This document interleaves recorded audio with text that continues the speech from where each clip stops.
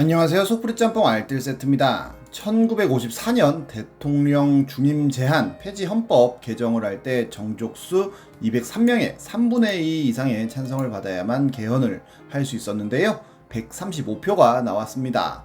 203의 3분의 2는 135.333333이라 한 표 부족으로 부결되었었지만 0.33333이라는 숫자는 4452의 원칙에 따라 버릴 수 있는 수라는 해석을 다시 하며 135명만 찬성하여도 통과가 된다는 유권 해석을 통해 표결을 번복하여 가결된 4452 사건은 지금도 레전드 기적의 논리로 회자되고 있는데요.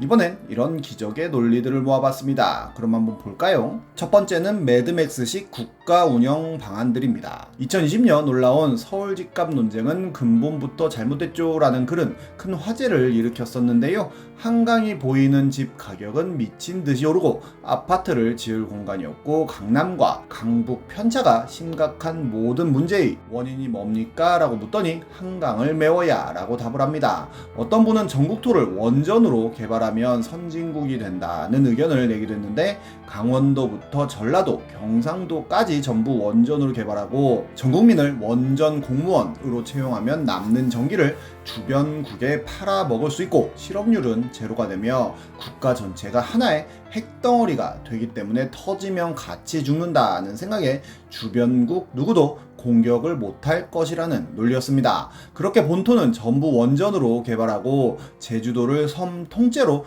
카지노로 꾸며서 지구에서 가장 큰 도박장을 오픈하면 라스베가스나 마카오도 씹어먹을 수준의 엄청난 크기의 카지노 테마파크가 탄생하면서 지구촌 돈은 다 빨아먹을 수 있다는 논리였는데요. 세계의 공장 전략에 대응하는 세계의 우라늄 전략이라는 댓글이 신금을 울립니다. 지진 나면 누가 책임질 거냐는 물음엔 지진 안 나게 다른 국가들이 노력해야 한다는 답변을 하기도 했습니다. 어떤 분은 방탄소년단을 동반 입대 시켜야 한다는 주장을 하기도 했는데요. 팀 해체되지 않게 훈련, 자대 배치도 같은 곳으로 받게 한 후 의경으로 보낸 후 시위 진압 같은 데로 보내지 않고 독도 경비대로 보내면 효과가 크다는 의견을 이야기합니다. 그렇게 되면 전세계 아미들에게 BTS가 복무하고 있는 독도는 한국 땅이라는 공식을 때려 박을 수 있고 방탄이 SNS에 독도에서 훈련하고 뺑이치는 모습을 실시간으로 올리면서 독도에 살고 있는 방탄 썰을 계속 풀어주면 해외 아미들의 관심은 독도에 쏠릴 수밖에 없다고 주장하는데요. 전 세계에서 중대장한테 방탄 괴롭히지 말라는 상소문과 조공도 보내기 위해 독도 관광을 올 것이고 독도를 가기 위해선 한국 비자를 끊고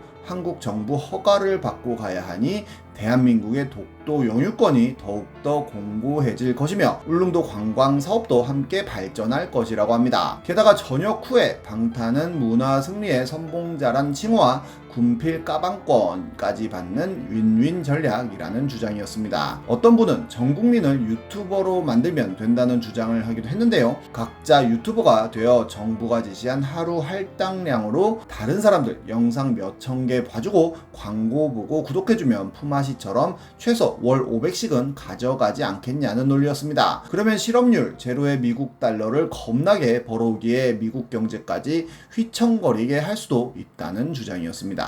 다음은 한국 패치된 무슬림들입니다. 무슬림은 이슬람을 믿는 사람들로 굉장히 엄격한 종교적 의무를 지키는 것으로도 유명한데요. 하루에 5번 기도를 해야 하기도 하고 금식을 해야 하는 라마단도 있으며 할랄 도축된 고기만 먹어야 한다든지 술과 돼지고기는 먹으면 안 된다고 합니다. 하지만 한국에서는 소주와 삼겹살에 환장하는 무슬림도 많다는데요. 왜 먹냐고 물어보면 이유도 다양하다고 하는데 한 무슬림은 알라는 분쟁을 싫어하시기 때문에 세계의 유일한 분단 국가인 한국에는 눈길을 주지 않으시고 본인은 한국인 만큼 몸과 마음이 깨끗한 사람들을 보지 못했는데 그들이 도축한 고기라면 알라께서도 할랄로 인정할 것이다 라고 하기도 하고 마이너스 1과 마이너스 1을 곱하면 플러스 1이 되므로 삼겹살과 소주를 같이 먹으면 된다고도 합니다. 이슬람 교리에서 먼 곳을 걸어서 여행하는 사람은 건강을 위해 의무를 적당히 넘어가도 된다는 구절이 있는데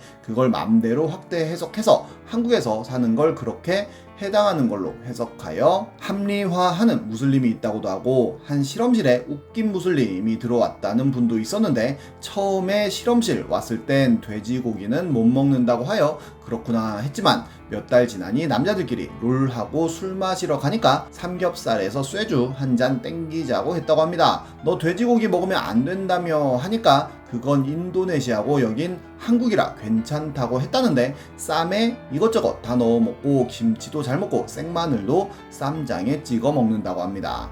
할랄 도축 자동화라는 것도 있다고 하는데요. 원래는 도살할 때 성직자가 기도하고 목을 베어야 하는데 그냥 녹음본 반복 재생을 걸고 기계로 성성성성 도축하는 방식이라고 합니다. 이슬람 아닌데도 녹음본 반복 재생은 너무 성의 없다는 댓글이 달리기도 했습니다. 어떤 분은 자취할 때 룸메가 무슬림이었다고 하는데 돈가스를 잘만 먹었다고 합니다. 돼지고기 안 먹는다고 하지 않았냐고 물어보니 본인은 그걸 치킨이라고 믿는다고 했다는데요. 처음 왔을 땐 새벽 5시에 일어나서 예배 하루에 5번씩 하길래 독실한 줄 알았는데 한 2주 정도 지나니까 수업이 9시인데 아침 10시가 돼도 안 일어난다고도 합니다. 어떤 무슬림은 전사는 교리 따지다간 죽기 때문에 예외라는 논리를 펼쳤다는데요. 본인은 해외에 돈을 벌기 위해 온 산업전사이기에 아무거나 먹어도 된다는 이유를 대고는 순댓국을 시켜 먹었다고 합니다. 어떤 분은 한 살 많은 무슬림 형이 있는데 야이야이야 하는 멜로디로 전화가 울려서 전화 온 거 아니에요? 하고 물어보니 아니야 기도 시간이야 라고 했다고 하는데요. 기도해야 되는 거 아니냐고 물어보니까 마음속으로 기도하면 괜찮아 라고 하고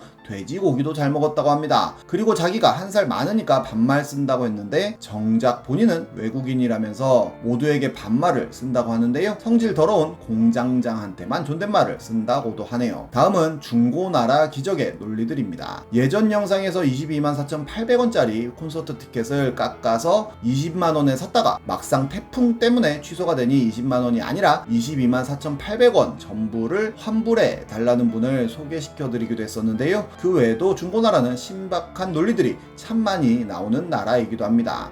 어떤 분은 스타리그 결승전 티켓을 구매했다고 하는데요. 판매자가 경품 당첨이 되면 본인한테 보내달라는 이야기를 합니다. 관람표를 산 거니 당첨되면 경품은 본인 거라고 하는데요. 표에 그 권리도 함께 있는 거 아니냐고 하니 그럼 30만원에 거래하고 당첨이 안 되면 28만원을 돌려준다는 이야기를 합니다. 결국 구매자가 거래 취소하겠다고 하자 님 때문에 못 팔았으니 손해배상을 하라고까지 합니다. 어떤 분은 겔탭 구매를 위해 연락을 하였고 다음날 직거래를 하기로 하는데요.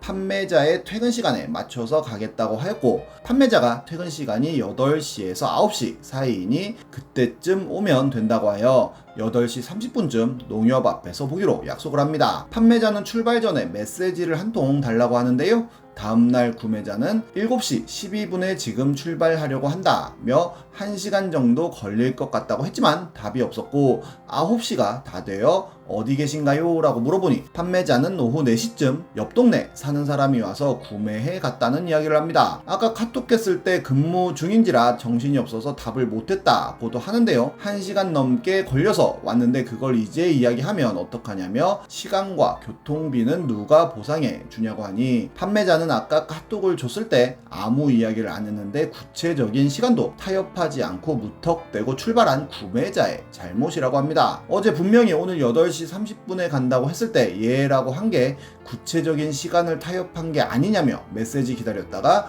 거기서 1시간 넘게 기다리는 게 올바른 행동이었을까요? 라고 물어보자 판매자는 출발한다는 메시지를 읽지도 못하고 답장을 못했으면 거래는 진행이 안 되고 있는 게 누가 봐도 자명한 일이라며 역시 무턱대고 온 구매자의 잘못이라고 이야기합니다. 뭐가 됐던 딴 사람한테 팔았으면 당연히 미리 이야기했던 사람한테는 죄송하지만 팔렸다고 이야기하는 게 맞지 않나 싶네요. 한 일본 프로그램에서 이와모토상은 제 인생에 있어 8할은 축구고 2할은 가족과 친구들, 여자친구는 5% 정도라고 할까요? 라고 했었는데요. 방송은 도합 105%의 인생을 즐기고 있는 이와모토상이라는 설명을 합니다. 이 영상을 보는 모든 분들 105%의 인생을 살길 바라겠습니다. 지금까지 속풀이 짬뽕 알뜰 세트였습니다.